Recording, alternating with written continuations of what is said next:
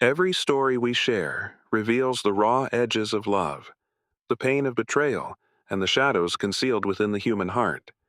Tonight's story takes us somewhere trust disappears in a heartbeat, while truth hides behind polite smiles and locked doors. Settle in. This one may stay with you. I knew something was wrong the second I stepped through the door. The silence wasn't peaceful. It felt too controlled, too deliberate. Her shoes were neatly arranged by the entrance. Her bag rested on the counter. Everything was exactly where it belonged, except her. "Emily!" I called, trying to sound casual, even though my heartbeat had begun to race. No answer. I listened closely, and then I heard it, a faint sound upstairs, like a whisper desperately trying to stay hidden. Every step creaked as I climbed, and the silence seemed heavier with each movement. The bedroom door was shut. It was never shut. When I opened it, she was sitting on the edge of the bed. Her hair was damp, as though she'd just showered, and she held her phone tightly, almost as if it could protect her from something. When our eyes met, hers widened, filled with fear, guilt, perhaps both. "Mark," she said, her voice shaking. That single word told me more than any explanation could. Something had happened, something she desperately didn't want me to discover. "What's going on?" I asked cautiously. "Nothing," she answered, far too quickly. "I was just thinking." But it was 7:30 in the evening. The door was closed, the lights were dim, and her hands were trembling. My eyes moved around the room. The sheets were wrinkled. Her perfume lingered heavily in the air. Then I noticed it. A man's watch on the nightstand. It wasn't mine. I didn't need to pick it up. My instincts already knew. "Who was here?" I whispered. Her lips opened, searching desperately for a lie, but nothing came. She simply lowered her eyes. "It's not what you think," she said.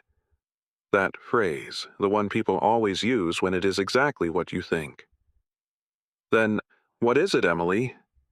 My voice cracked because from where I stood it looked exactly like that. Tears gathered in her eyes, but I couldn't summon sympathy. Not while the room still carried another man's scent. "I didn't mean for this to happen," she whispered. "It just happened. After 8 years together, 8 years of marriage, college sweethearts who had built our lives side by side, she was telling me it simply happened." "With who?" I asked. She hesitated. That silence revealed the truth before her words ever did. "Someone from work," she finally said. "Ethan." I laughed bitterly. "Ethan, the man you always said was only a friend." She flinched. "Was it here?" I asked, my voice trembling. "In our bed." Her hands covered her face, and that was all the answer I needed. I turned away and paced across the room. My mind replayed every late night at the office, every new password on her phone, every guilty expression. I'd known. I just hadn't wanted to admit it. "Why?" I asked quietly. "Wasn't I enough?" Her voice broke. "You are enough. I don't know what's wrong with me. I just felt invisible. And he noticed me." Invisible. That word hurt more deeply than the betrayal itself. I'd done everything. I'd worked extra hours to pay off the house, planned little trips, learned to cook her favorite meals, and somehow she still felt invisible. I sat down, completely drained. "So what happens now?" "I ended it," she said quickly. "Tonight was him saying goodbye." "Here?" I snapped. "He came here to say goodbye?" She didn't answer. The clock ticked between us, each second feeling heavier than the one before. "I can't do this," I finally said, standing up. "Mark, please." She reached toward me, but I stepped away. "I need air." Outside, the night was cool and quiet, the kind of silence that should have brought peace. I walked without direction past the grocery store we used to visit, past the cafe where we'd shared our first date. My thoughts twisted between anger, heartbreak, and one pathetic flicker of hope. But that hope died each time I imagined his watch sitting on our nightstand. I didn't go home. I spent the night inside my car beside the lake, staring at the ceiling until sunrise. The next morning, I didn't scream or throw anything. I simply called a lawyer. When I came home, she was waiting for me, pale and empty. "I know what you're going to do," she said softly. "Do you?" She nodded. "Divorce." I said nothing. A week later, I gave her the papers. She cried, begged, and said it was the worst mistake of her life. But what she'd done wasn't a mistake.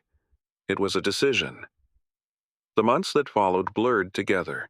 Paperwork, empty rooms, and the echoes of promises that no longer carried meaning. Some friends told me to forgive her. Others told me to destroy her. I chose neither. I only wanted peace. When everything was finalized, she left quietly. Her keys remained on the counter. One final text appeared. "I'll always love you." I didn't respond because love doesn't leave another man's watch behind. A year has passed. I live in a smaller apartment now, closer to the city. I run in the mornings. I read again. I've even started dating, carefully. The wounds are still there, but they no longer bleed. Sometimes I wonder whether I could have fought for her, tried therapy, or given her another chance. But then I remember her eyes that night. They weren't sad because she'd lost me. They were terrified because she'd been caught. That's the cruelest part of betrayal. It's not simply that they break your heart. It's that they allow you to believe your heart is safe with them until the very last moment. So now I live differently. My heart isn't locked away, but I protect it. Because when I opened that bedroom door, I didn't just discover proof of her infidelity. I discovered the moment I stopped confusing love with loyalty. You've been listening to Breakup Cheater, where emotions remain long after the story ends. If this story touched something inside you, share it, follow us, and return for more stories about heartbreak, secrets, and the fragile threads that connect us. Until next time, protect your heart and keep your eyes open.